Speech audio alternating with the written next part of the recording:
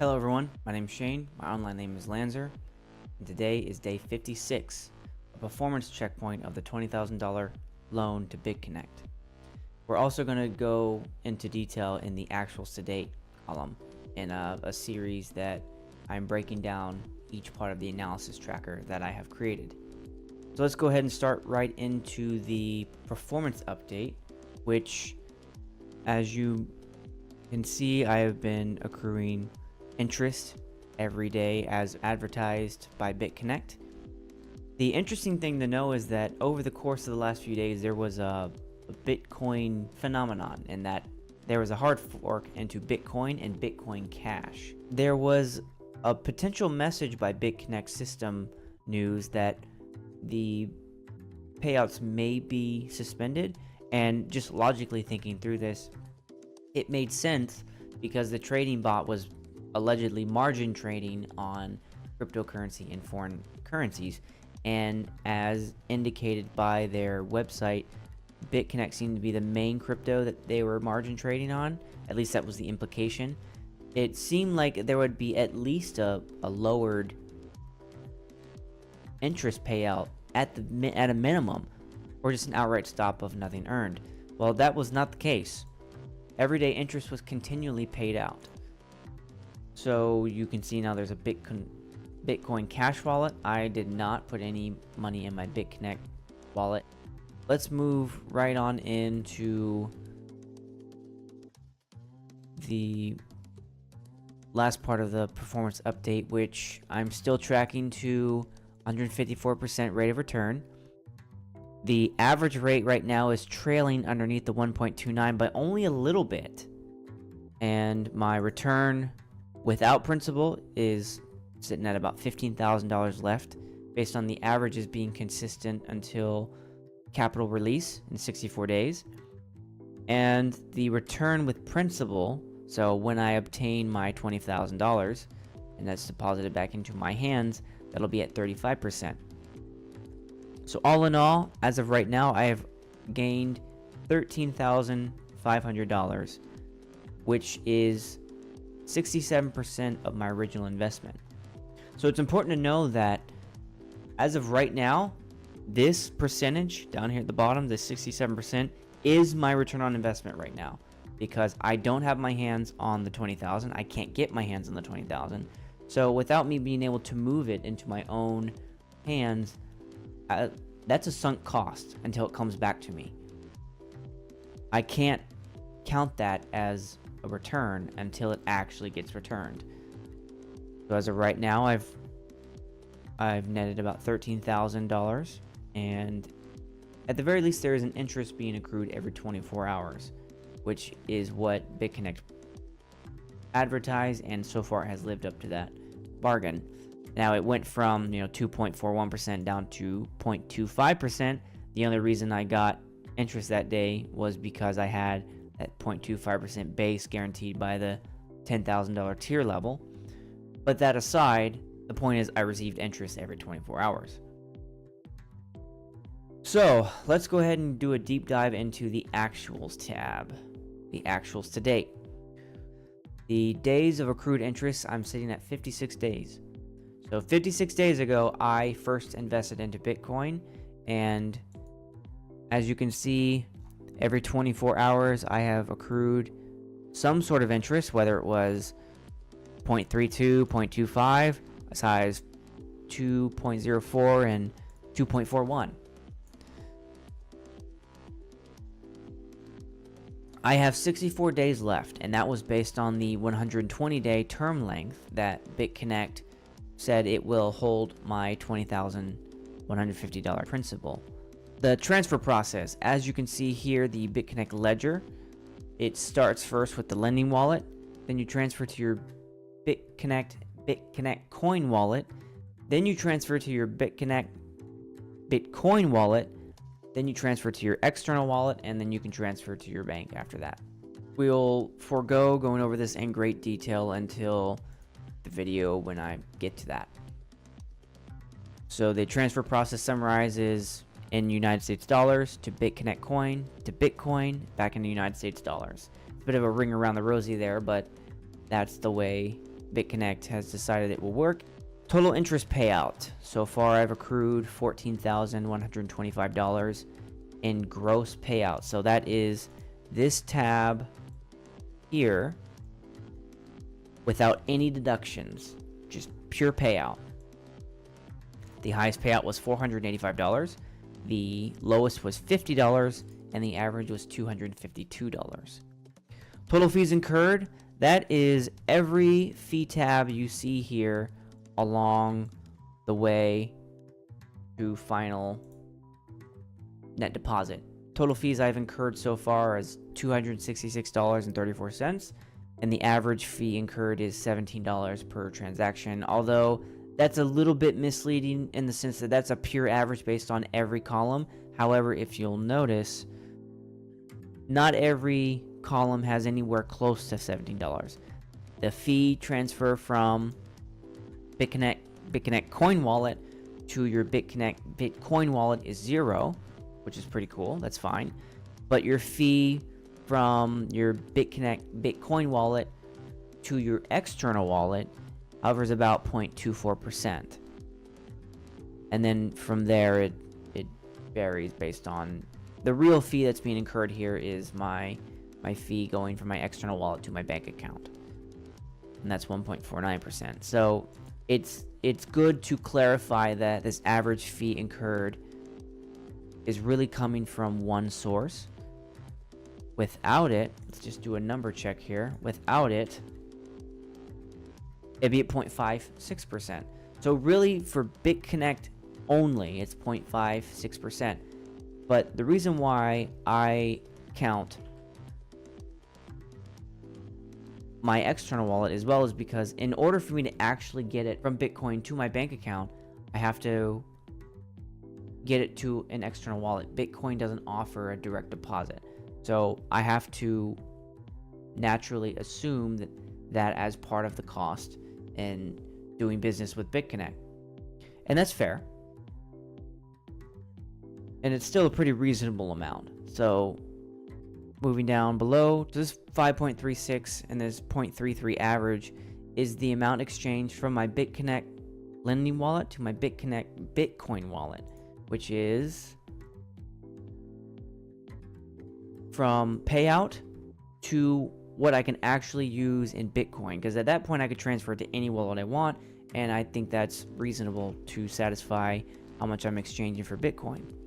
So the average exchange between Bitcoin and United States dollars is 2,400, which is this column right here, from my external wallet into my bank. And then the average BitConnect coin to Bitcoin exchange is 0.023 right here. And that's how much I'm exchanging whenever I hit this button right here, from my BitConnect wallet to my BitConnect Bitcoin wallet. Alright, next thing down is total amount exchanged for United States dollars. Is I've exchanged almost 13,500, and the average amount I exchange is $900. So the total difference from payout to bank deposit, I started tracking this a little while ago when I started figuring out that I'm going from a payout in United States dollars through 2 exchanges to pay me back in United States dollars. I'm doing a nice little circular thing there, and I want to know what's the difference between what I'm paid and then what it hits my bank account. And here's the difference. So far, I have lost $500 from original payout in the lending wallet to it hitting my bank account. I've lost $500 from my 13,000, and I haven't done a full analysis on what that is yet, but I probably will. So the average loss from payout to bank deposit is $38, and you can see here it's this tab down over here, payout from United States dollars, difference from payout to Bitcoin, difference of payout from BitConnect coin. I laid the groundwork for a deep analysis into that, but this shows what the difference was between the payout in United States dollars and the bank account deposit. And I lost $63. You can see that first deposit was $7 in my favor, but I thought that maybe the time of the average lost from that first payout on the first day to the combined deposit on whatever day it is, day 5 or day 10, which you see here, maybe the fluctuation was greater over that amount. So that's when I started doing this down here, depositing every single day, and you can still see that I still lost a fluctuating amount, which is fairly close to the others. It wasn't as high as 144, but it still looks pretty close to all these other incremental deposits I'm doing. And I haven't gained any money back since that first day, but I will probably end up doing an analysis to find out what I can see into those numbers. So the average interest rate, this is one of the most important calculations in this actuals tab, because one of the things that BitConnect showed in their profit calculator was the 1.29% as of 8 July. And I pulled that 8 July, which is 2 days later. I recognize that. I didn't think to pull it with 20,150. I only pulled it with 20,000. So I decided a couple days later I would fix that. And the fluctuation was minimal from that time. That right there is the standard that I hold these in my starting position to, which gives me the return of 31,000 based on BitConnect's volatility calculator. So back here, the 1.29% is the green standard. The yellow is anything in between 1.29 and 1%, and then anything below 1% is red. This average is taken over the course of 56 days so far. The highest I've received is 2.41%, and that was not long ago on day 45 there. And then a low of 0.25%, which was this day right here, day 30. So the average interest rate without the 0.25% base, which is just the performance of the volatility software only, is 1%. So the actual rate of return here you can see is 70% so far, and that's based on payouts only. Okay, it's working up. The gross return is 13,700, and my net return is 13,500, which is the 13,700 minus the fees incurred up here. All the money that was taken away from me as I went from United States dollars back into United States dollars, I lost $266 to fees, which I counted against the gross return, calculating into the net return. That put me at 67.21% of my $20,000 principal returned to me as of day 56. The graphs here just illustrate what you can see up here, just in a more eye-friendly format. This the moving trend of the interest payouts looks a lot like a heart monitor, constantly up and down, and that's reflective of here you can see the constant high, low, high, low, high, low, high, low, high, low. Now, notably, there are more highs than there are lows, because you can see here, but only a handful of times have I received about $50, which was under 1% returned. And in a number of cases, it was above $300. So far, the trend is more up than it is down. And you can see the line, the average interest payout in blue here, reflect that. And since day 32, there's been a fairly consistent performance with the exception of 49 and 51.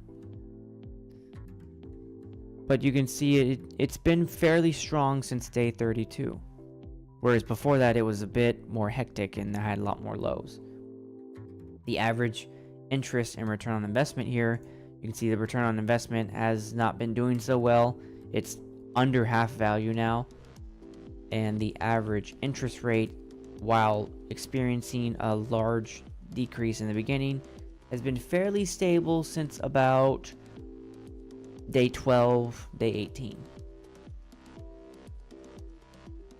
Again, I need to make it clear that this would Lanzer invest in BitConnect coin again question is a projection. Right now, it is not me issuing my final yes I would, no I wouldn't. When I say would Lanzer invest in BitConnect coin again, I will give an actual yes or no, and that will be at day 120. And that will be after seeing what day 120 brings and taking everything in its entire context. And I'll explain in detail whether I say yes, I would invest again, or no, I would not invest again. Use that for what it is. It's not financial advice. It is not any sort of influence for you. You need to decide for yourself if this is a worthy investment and if you can stomach the risk, because there's a lot of risk here. The reason why I'm doing this video and doing all of these and tracking it so closely is to measure the performance against the risk that is being absorbed as these days pass. I hope that you use what I'm doing here to help you make your decision, because at the end of the day, it's going to be on you whether or not you want to do this or not. And if you do this, go into it with both eyes open. Do not go into it expecting to be made a millionaire. Just because the returns so far have been looking relatively lucrative, especially compared to other investment opportunities, do not for 1 second fool yourself into thinking that you could get out of this with more than you put into it. There's a chance that this investment could be lost in its entirety, and I would have only have survived with that amount left, which is, as of right now, less than what I put into it. So until I hit that $20,000 mark, I can't rest easy. Until that says 100%, I haven't received a net return on anything. And it's important for you to realize that. All the compounding interest in the world doesn't give you the money back into your hands. All it does is promise future greater returns. And I have chosen not to do compounding interest in order to see those returns back into my hands as quickly as possible. You need to decide for yourself if that's the case. And the point of these videos is to give you the necessary information to make that decision. That's everything I have for this video. We will check back again, and the next video I will explain the projection section here in detail. Thank you for watching. Have a great day. Goodbye.